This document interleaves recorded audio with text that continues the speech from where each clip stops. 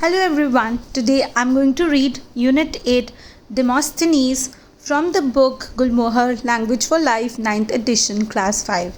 Let's get started with reading the chapter Demosthenes. If at first you do not succeed, try again. This piece of advice has helped many people achieve their dreams, however difficult they might have appeared. Demosthenes was born with a severe speech problem, but it did not discourage him. He practiced hard and became one of the greatest orators of his time. Orators means people who make speeches in public and are very good speakers. As a boy, Demosthenes was shy and delicate. Delicate means not strong, easily injured. When he made his first public speech, his voice was weak and his words were not clear. He stammered. Stammered means spoke with pauses, repeating the same sound. He could hear people laugh and jeer at him. Jeer means make rude comments in a loud voice. He tried to press on but had to stop his speech and leave. Press on means to try to continue with difficulty. Demosthenes could not bear the thought that people found his speech strange and funny. He knew he needed to do something about it, and so began a journey which made him one of the greatest Athenian orators. Athenian means people from the Greek city of Athens. Demosthenes' father was a wealthy sword maker in Athens. He had died when his son was 7 years old. Although his father left him a fortune, Demosthenes' guardians were not careful with his money. They lost some of it and spent some on themselves. In the end, they did not have enough money to give him a good education. Demosthenes was angry with his guardians. Was there a way he could make them feel sorry? He may not have known then that it was learning to speak that would help him. Athens then had some great orators. Demosthenes had often heard his teachers talk about them, and he longed to listen to their public speeches.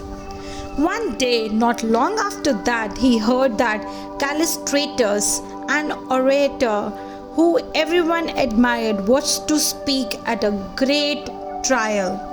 A great trial means the examination of a case by a judge. That was taking place in the city. Demosthenes heard people talk about Callistratus and begged his tutor to allow him to be in the courtroom when he spoke. The tutor agreed and even arranged a seat from where Demosthenes could see and hear all that went on. So finally he was able to make out his way to listen to Callistratus. The speech was full of power and purpose. This means it had a clear message and made a strong effect on people's mind.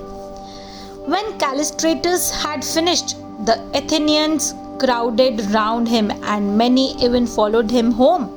Demosthenes was impressed and inspired.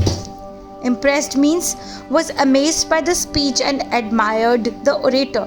Inspired means was encouraged, motivated and full of admiration. He said to himself, I too will be an orator and make people think about what I am saying. I want to have the power of words to make people agree with me and believe me. In his heart, he also thought maybe this special talent will also help me fight against the injustice my guardians have done to me. Injustice means without fairness. Demosthenes knew that he must work hard to succeed. For the next 2 years, he read history, wrote speeches, and listened to famous orators. When he was 18, he believed he was ready to speak in public. He decided to fight against his guardians in a court of law. At first, no one took him seriously, but Demosthenes pleaded his case again and again. Pleaded his case means argued in the court of law to prove that his guardians had been unfair to him. In the end, he won, and his guardians were ordered by the court to return his money to him. But it was too late. There was very little money left to recover. To recover means to get back the same amount of money that was given to them by Demosthenes' father. Once more, Demosthenes felt great sadness and anger. But he would not give up and went on to speak in the assembly of Athens. Assembly is a group of people meeting for a particular purpose. But his first address was a failure. Address is a speech given to an audience, usually on a serious subject.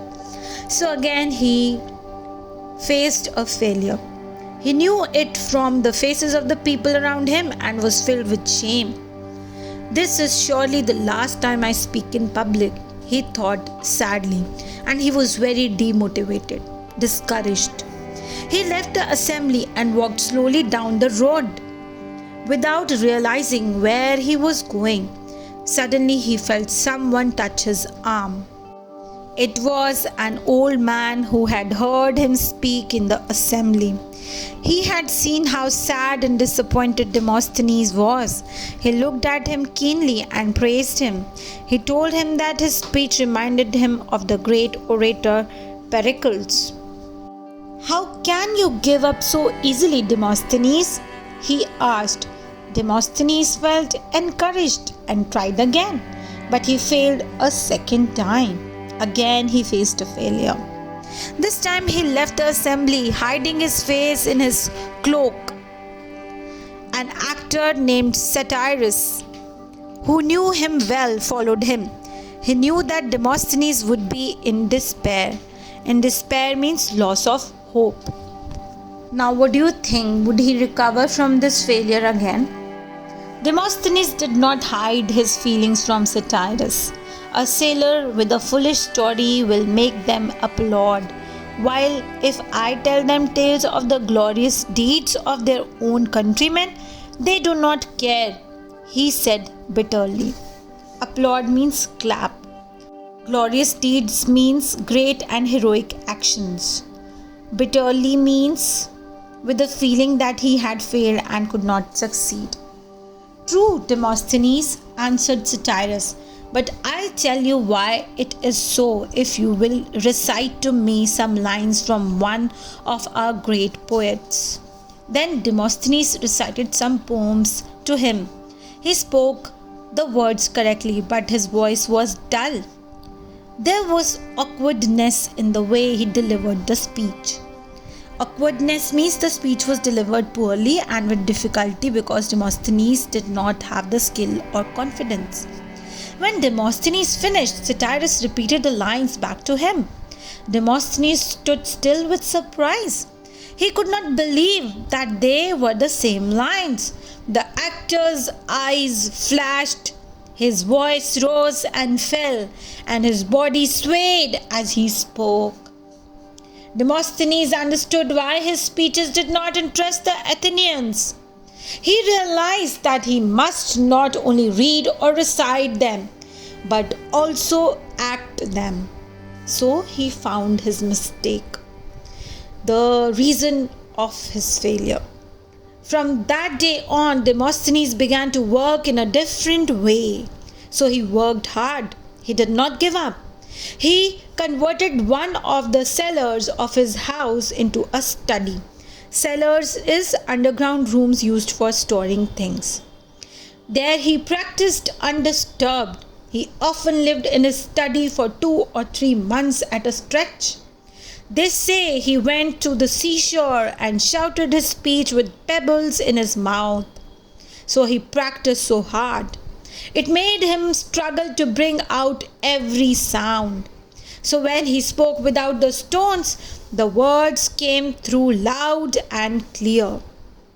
He watched himself in the mirror as he spoke to improve his expressions, gestures, and actions. So he worked really hard. He practiced speaking as he walked or ran along the seashore. He raised his voice so that he could be heard over the roaring waves. He also practiced speaking as he ran up a hill. All these trained his breath, voice, and tone. Demosthenes' speeches were now filled with drama and purpose. Tone is the strength and quality of the voice. His tonal quality improved. Drama is excitement. His speeches were not dull now. He was no longer the boy who was shy and spoke with a stammer. And finally, he got his success. And that is the end of this story. I hope you liked this motivational, inspirational story of Demosthenes, who worked really hard, and in spite of repeated failures, he never lost hope and tried hard again and again and finally got his success.